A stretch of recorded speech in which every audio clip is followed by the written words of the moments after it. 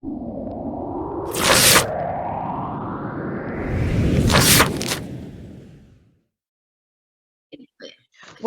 to the Writer's Mindset series with myself, Yvonne Reddin, and I'm going to be chatting to a variety of storytellers and writers, and to find out what inspires and motivates a writer and a storyteller. It is quite the same thing. So is it a particular mindset that you can develop over time, or are writers born with this gift of storytelling? That's what I want to find out with this series. My guest this week is Liz Sheehan. Thank you, Liz, for joining me. Hi. How are you? Great. Thanks for having me, Yvonne. Oh, brilliant. And Liz is an author, a Reiki master, and a crystal therapist. Wow, that's amazing. And my questions in this series, I'm going to be incorporating the 5 W's of journalism, or the 5 W's of writing. So this is the way I'm going to do my questions for this series. So we'll begin with, who has been influential in your writing career, Liz? Yeah, do you know what? Of all of the W's, yeah, that was the one I really had to think about. I was going, oh my God. And there isn't one answer necessarily that I would pinpoint. Like, I thought about it. So the last few books that have really impacted me, so Where the Crawdads Sing, A Little Life, those books that just whammy you. Yeah. And then I was going, there isn't one genre, there isn't one author. Like going back through the years, I remember going through like a whole Paulo Coelho phase, except I was calling him Paulo Coelho. Not saying his name correctly. The Irish version of it. Exactly. And doing the whole, Milan Kundera, The Unbearable Lightness of Being in my 20s, and Camus, and reading these books and not really even knowing what I was reading. But like, I remember being as young as, I think I was 5 or 6, going to the library in James's Street, like it was the early 70s. So you could do that by yourself at that age. Yeah. And just getting books out.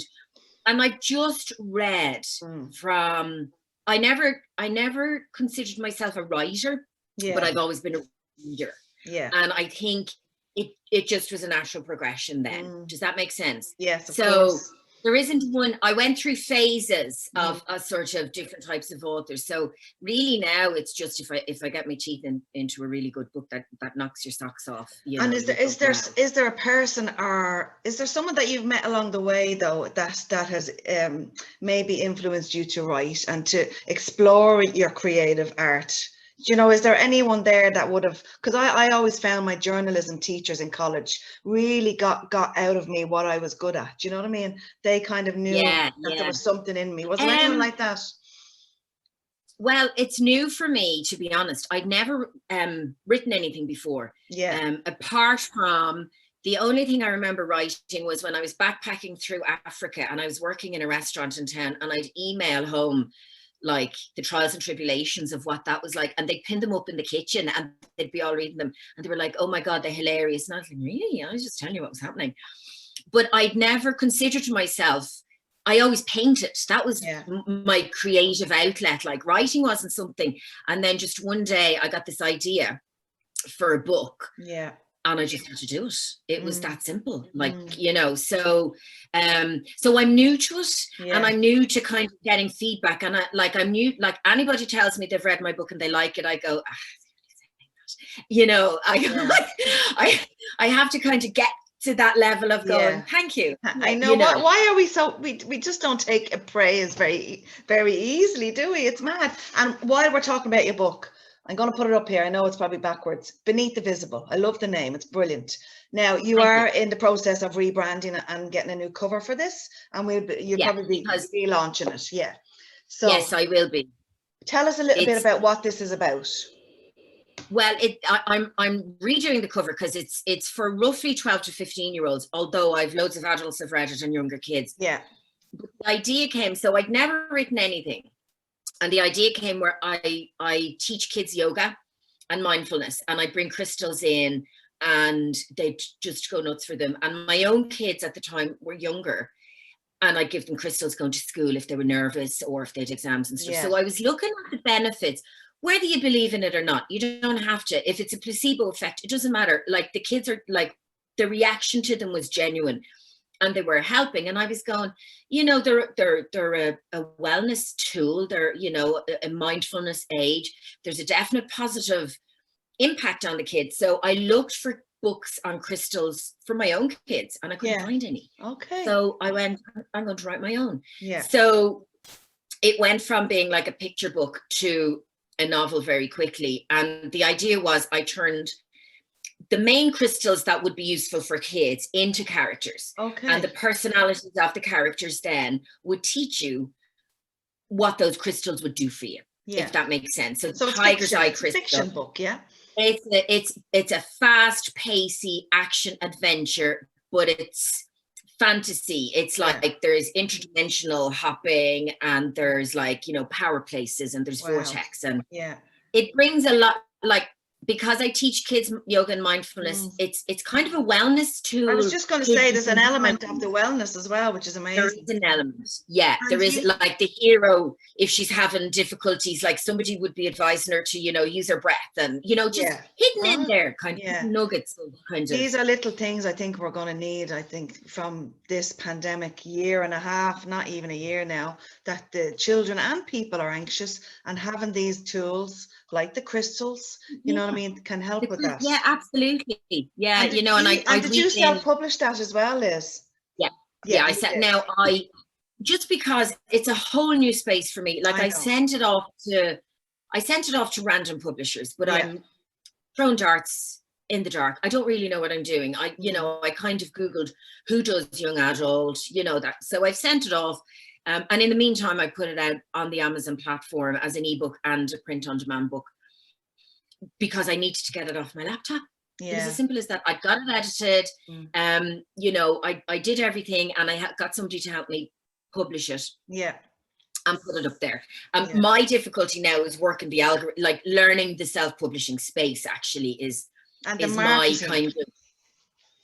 Totally, that's it, like, you know, and just figuring out, like I wrote a blog on, I'm 52, but if I reverse my numerals, you know, that's what I need to do to get into the mindset of all the social media. I know. You know, who's interested in my walk or the picture of a tree, or, you know, so it's just learning all, you know, nowadays, like I had my own business years ago, and that was, you know, you knew your business, but now you have to know your social media. You have to know all platforms. You know, if you've self-published, that takes ages as well, you know, so it's mind-boggling, and it's overwhelming as well if you're not familiar with all the platforms. That's for another video. So you have your book published, it's brilliant. And what is your, I was going to say, what is your genre of writing? So I mean, at the moment, I would say well-being, wellness for young adults and adults. It's wellness for young adults, so that's book 1 of 3. And I've done a little website for it where I worked with an illustrator to get some of the characters illustrated, and I'm sending it off to animation studios and to, you know, to see if I can get something done there as well. Fantastic. Because I wrote it almost like I could see it. It's very visual, and I wrote it. I could, as I was writing it, I could see it animated, if that makes sense. So, yeah. Brilliant. That's exciting, because you're very visual. I mean, you can see your paintings and all behind you. So that's, so you could see your story, you know, visually. That's interesting, isn't it? And is there a location that you like to write, or can you write anywhere? How did you find the writing process when you were writing your book? This is my space. So it's also like I do sort of Reiki healings and stuff in here as well.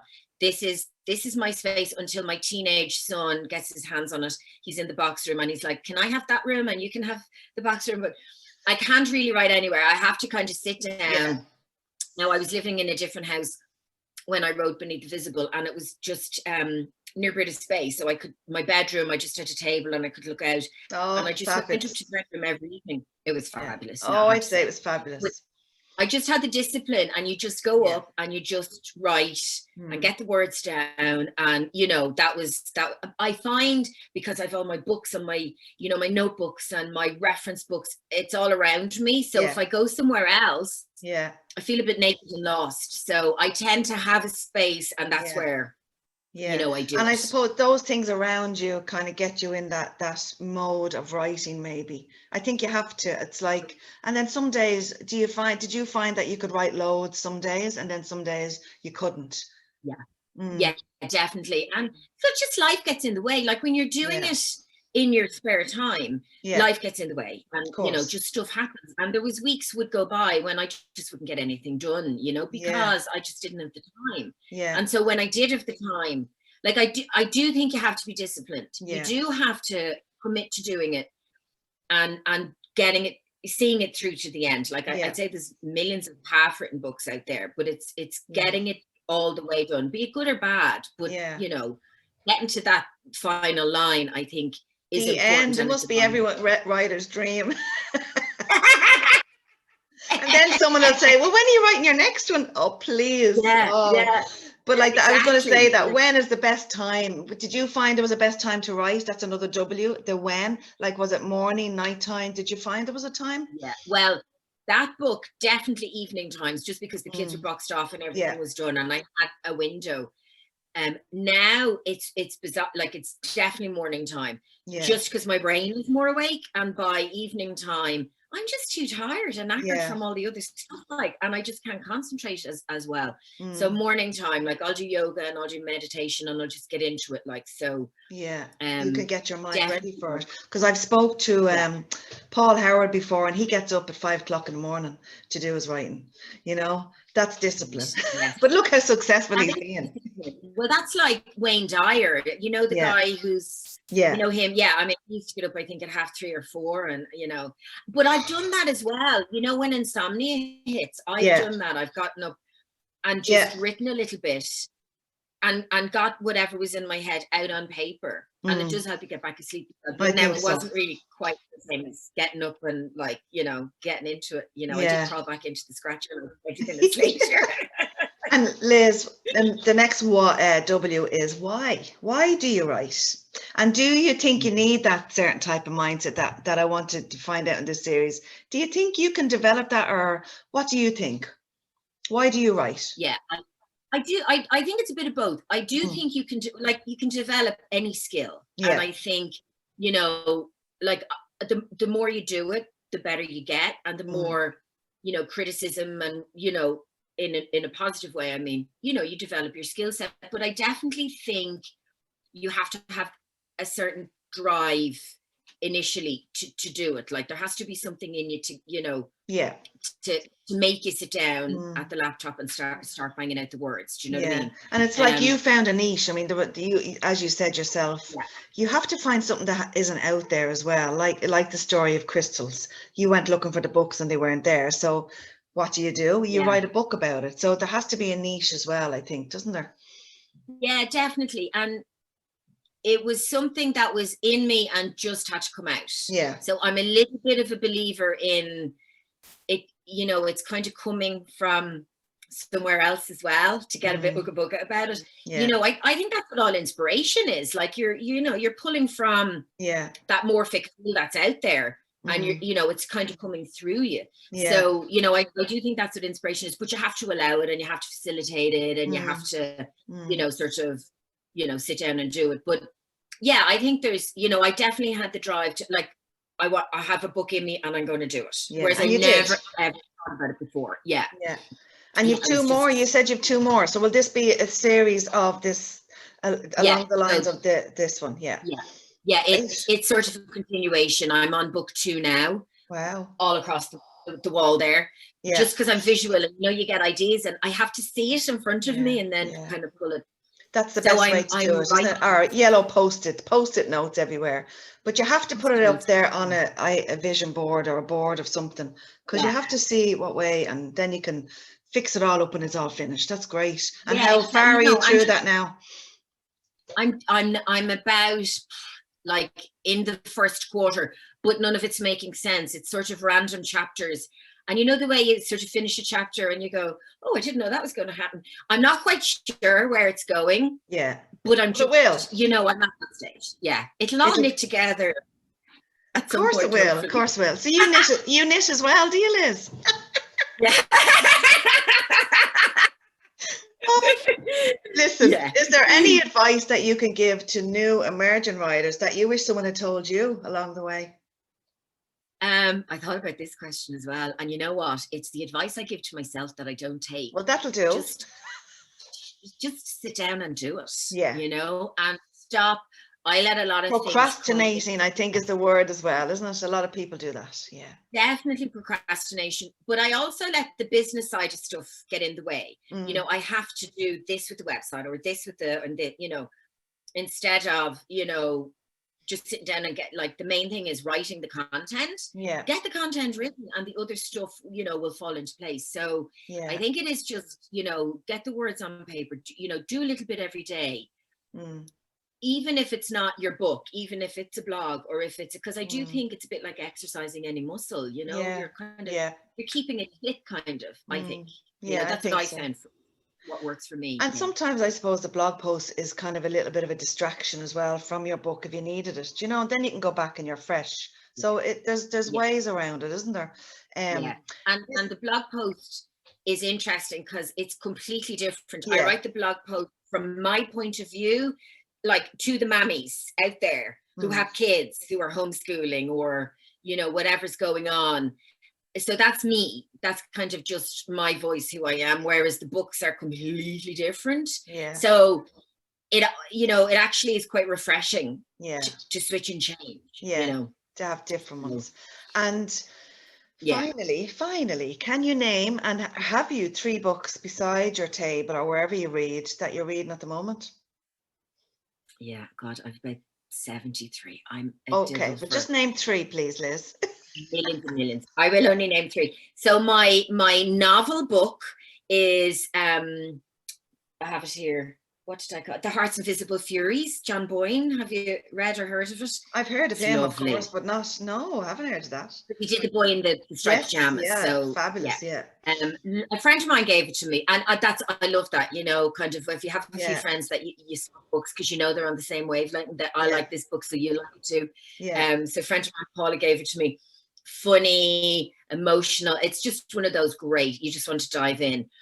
And then the other one I'm reading at the minute is Breath, James Nestor. So that's not fiction. That's, you know, the science and art of breathing, which I think is quite kind of topical at the minute, considering, you know, the pandemic and stuff. But it's really interesting, and it, you know, just ties into the whole yoga breathing and stuff that I'm into. And then the other one, I always have like an Ugga Bugga Hoochie Bab book that I'm reading. I love that.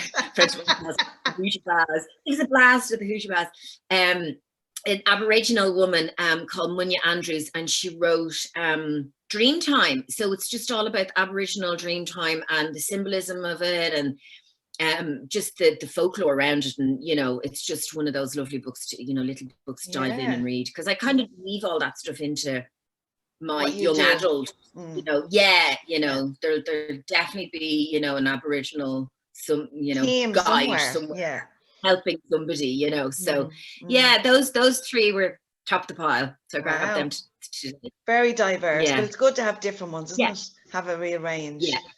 Brilliant. And Liz, that's the end now. Tell me first, before we go, where can people find you? So my website is lizsheehan.ie. And there'll be a link then. I have beneaththevisible.com, a little other website with the visuals of the book. That'll be there as well. Brilliant. And all your platforms then are, well, I mean, all the links. They're all there. Instagram and Twitter and stuff. So the website is where people can find you anyway. That's it, Brilliant. Liz, thanks very much for joining me today and sharing your intuition and your advice and tips and your journey, really. Thank you so much. And if anyone would like to contact me, they can find me on YouTube, where I put these videos, or across social media platforms. Again, thank you so much, Liz. Keep writing. Can't wait for the next one. And see you next time. Yeah, it was great to chat. See you next time on The Writer's Mindset. Thanks. Bye.